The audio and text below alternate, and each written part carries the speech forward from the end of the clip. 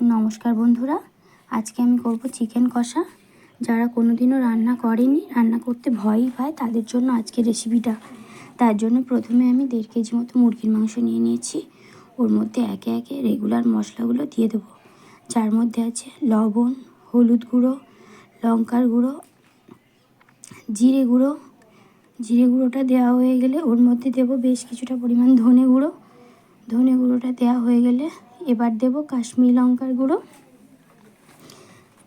কাশ্মীরি লঙ্কার গুঁড়োটা দেওয়া হয়ে গেলে ওর মধ্যে দেব আদা বাটা, রসুন বাটা।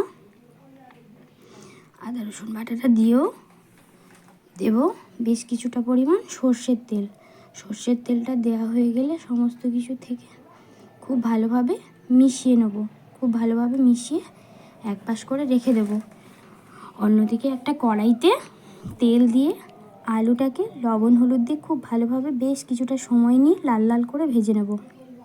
আলু ভাজা হয়ে গেলে আবারও কড়াইতে একটু তেল দিয়ে দেবো একটা তেজপাতা, 2 ভাগ করে। তেজপাতাটা দেওয়া হয়ে গেলে তারপর দেবো গোটা জিরে। গোটা জিরেটা দিয়েও আবারও কিন্তু খুব ভালোভাবে নেড়ে চেড়ে দিয়ে দেবো ওর মধ্যে বেশ কিছুটা পেঁয়াজ কুচি। পেঁয়াজ কুচিটা দিয়ে আবারও কিন্তু কষিয়ে নেব।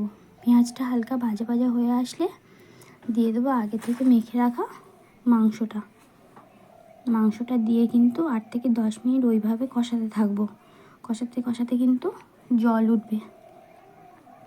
এক্সট্রা জল দেওয়ার দরকার নেই, যেহেতু চিকেন কষা করব, জল দেওয়ার দরকার নেই। কষাতে কষাতে এমনিতেই মুরগির মাংসটা থেকে জল ছাড়বে, ওতেই কিন্তু রান্নাটা হয়ে যাবে। সমস্ত কিছু 8 থেকে 10 মিনিট খুব ভালোভাবে কষাবো। 8 থেকে 10 মিনিট মতো কষানো হয়ে গেলে ওর মধ্যে দিয়ে দেবো টমেটো কুচি। টমেটো কুচিটা দিয়ে আবারও কিন্তু কষাতে থাকবো। কষানো হয়ে গেলে খুব ভালোভাবে তৈরি হয়ে যাবে চিকেন কষা।